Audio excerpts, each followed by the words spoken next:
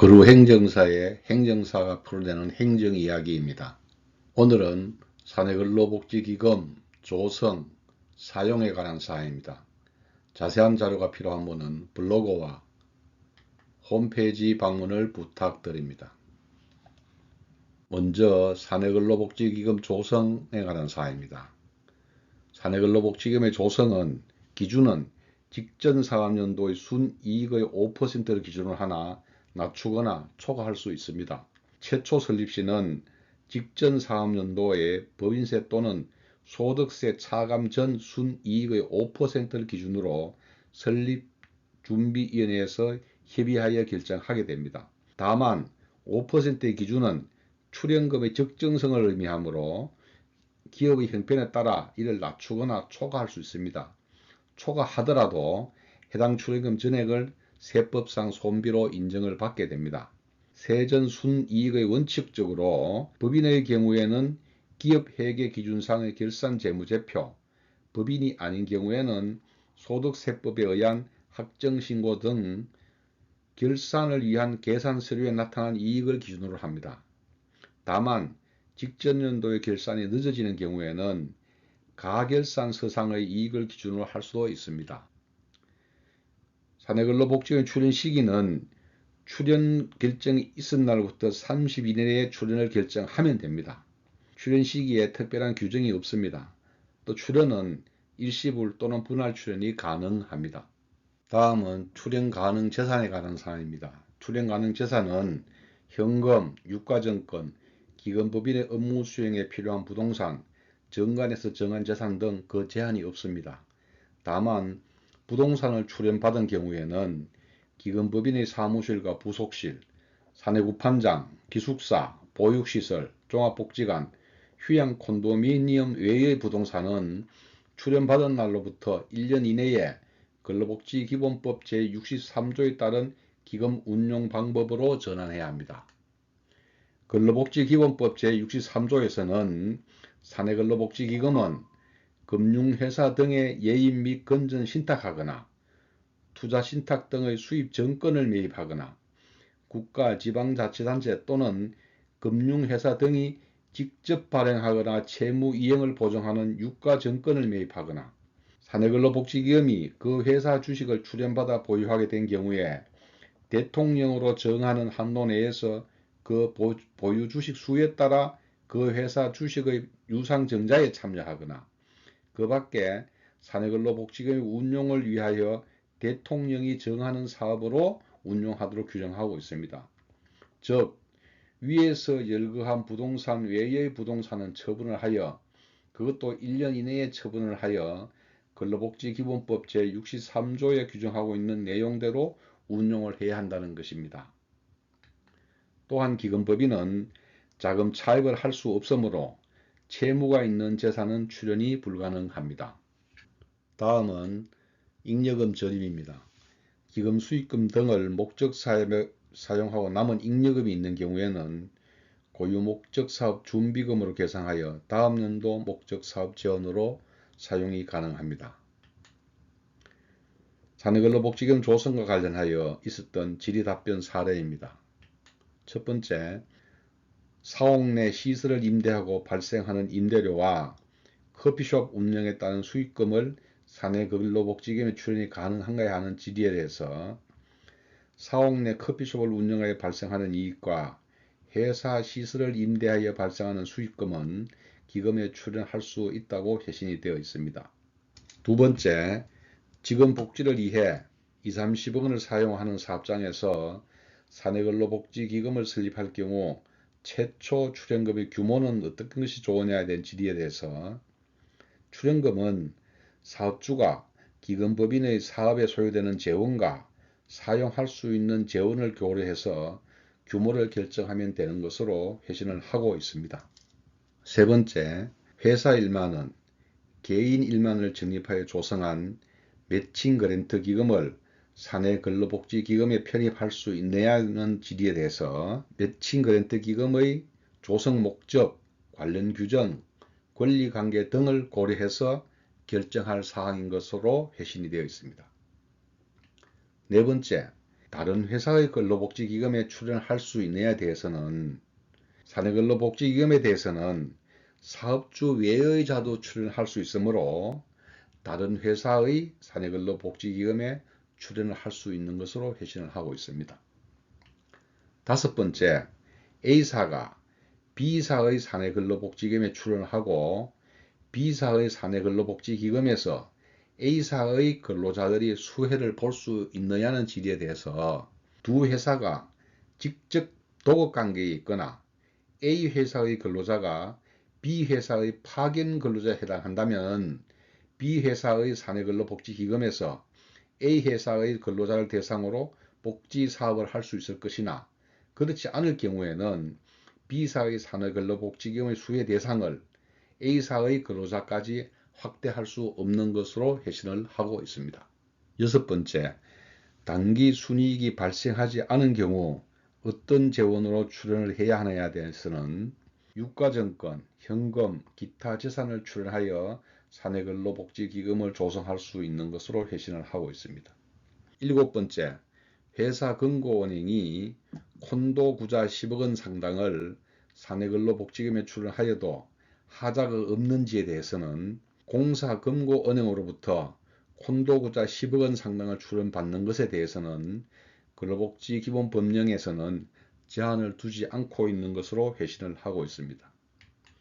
여덟 번째, 직원들이 경조사 지원을 위해 설립 운영하고 있는 사후의 재산을 사내근로복지기금에 출연할 수 있느냐에 대해서는 사내근로복지기금의 제도는 사업주로 하여금 사업이익의 일부를 재원으로 하여 기금을 조성하고 근로자들을 위해 복지사업을 수행하는 것으로 직원들의 급여로 조성된 사후의 재산을 사내근로복지기금에 출연하는 것은 사내근로복지기금 제도의 취지에 반하는 것으로 회신을 하고 있습니다.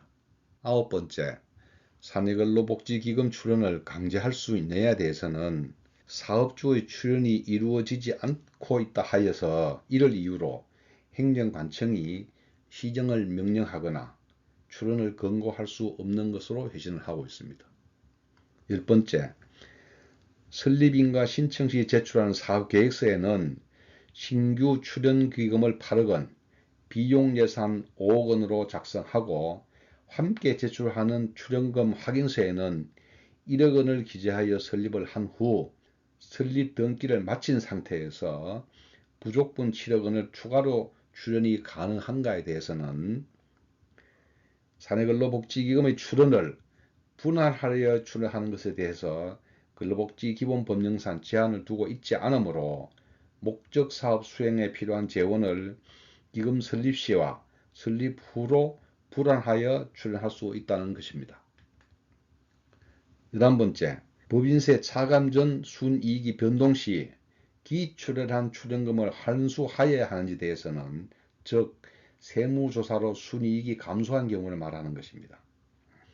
답변에 있어서는 사내근로복지기금에 출연한 후 법인세 차감 전 순이익이 감액되었다는 사정만으로 이미 출연한 금품을 환수할 수 없는 것이고 사내근로복지기금 법인 또한 법률상 원인 없이 부당이익을 취한 것이 아니므로 이를 반환할 의무 또한 없다는 것입니다. 다음은 사내근로복지기금 사용에 관한 사항입니다. 먼저 기금사업의 재원은 수익금으로 목적사업을 하는 것이 원칙입니다. 즉 기본재산, 차입금 등은 사용이 불가능합니다. 그러나 목적사업의 재원으로 기본재산을 사용이 가능한 경우입니다. 이하는 사내근로복지기금협의회에서 사전에 의결 절차를 수행하였다는 것을 전제로 한 것입니다. 첫 번째, 출연금의 50%를 사용 가능한 경우입니다. 당해 연도 출연금이 있을 경우 출연금의 50%는 목적사업에 사용이 가능합니다. 또한 이월하여 사용할 경우 결산 과정에서 고유목적사업 준비금으로 별도 계산이 가능합니다. 다음은 출연금의 80% 사용이 가능한 경우입니다. 중소기업이 설립한 사내근로복지기금이거나 선택적 복지 제도를 운영하는 사내근로복지기금이거나 출연 금액의 10%를 초과하는 금액을 협력업체 근로자에게 사용하는 경우에는 출연금의 80% 사용이 가능합니다. 다음은 출연금의 90% 사용이 가능한 경우입니다. 중소기업과 대기업이 공동근로복지기금을 설립하여 운영하거나 중소기업과 중소기업이 공동근로복지기금 법인을 설립하여 운영하는 경우에는 당해연도 출연금의 90%를 목적사업에 수행할 수 있습니다. 네 번째, 기본재산 총액이 해당 사업체의 자본금 50% 초과 시 초과하는 사내근로복지기금의 사용에 관한 사항입니다. 먼저 사내근로복지기금의 경우 A 회사의 자본금이 60억 원, A 회사의 사내근로복지기금 법인의 기본재산 총액이 80억인 경우에는 A 회사 자본금의 50%를 초과하는 50억 원의 기금의 범위 내에서 복지기금 협의회가 정하는 금액을 기금에 사용할 수 있습니다. 다음은 공동근로복지기금의 경우를 살펴보겠습니다. 자본금이 20억인 C회사, 자본금이 30억인 D회사, 자본금이 40억인 E회사 등 3개 회사가 F 공동근로복지기금을 설립하였을 경우에는 3개 회사의 자본금이 합계액이 90억이 되고 이 공동근로복지기금의 기본재산 총액이 100억이 된 경우에는 공동근로복지기금에 참여한 C, D, E 회사의 자본금 합계액 50%인 45억 원을 초과하는 55억 원의 범위 내에서 복지기금 협의회가 정하는 금액을 기금에 사용할 수 있습니다. 다섯 번째, 5년간 기본재산의 20% 사용이 가능한 경우입니다. 직전 회계연도 기준 근로자 1인당 기본재산이 300만원 이상인 경우로서 기금 사업에 사용하는 금액 중 고용노동부령으로 정하는 금액 이상을 직접 도급받은 업체 소속 근로자 및 해당 사업에 파견된 근로자의 복리후생 정진에 사용하는 경우에는 직전 회계연도 기본재산 총액의 100분의 20 범위 내에서 사내근로복지기금 협의회가 5년마다 정하는 금액을 목적사업에 사용할 수 있습니다. 이 경우에 있어서 해당 사업으로부터 직접 도급받는 업체의 근로자 및 해당 사업체의 파견근로자 1명당 수혜 금액이 해당 기금 법인이 설립된 사업장 소속 근로자의 1명당 수혜 금액의 25% 이상이 되도록 하여야 합니다. 수혜 대상은 직접 도급받은 업체의 소속 근로자와 파견 근로자만 해당이 됩니다. 산정 기한은 기본재산 사용 금액을 5년마다 한 번씩 정할 수 있으며 5년 내에는 재결정이 불가능합니다. 복지기금 사용과 관련하여 질의답변 사례입니다. 첫 번째, 기금 미출연으로 용도사업 재원이 부족하여 사업 중단이 예정된 경우에 기본재산을 사용할 수 있는가?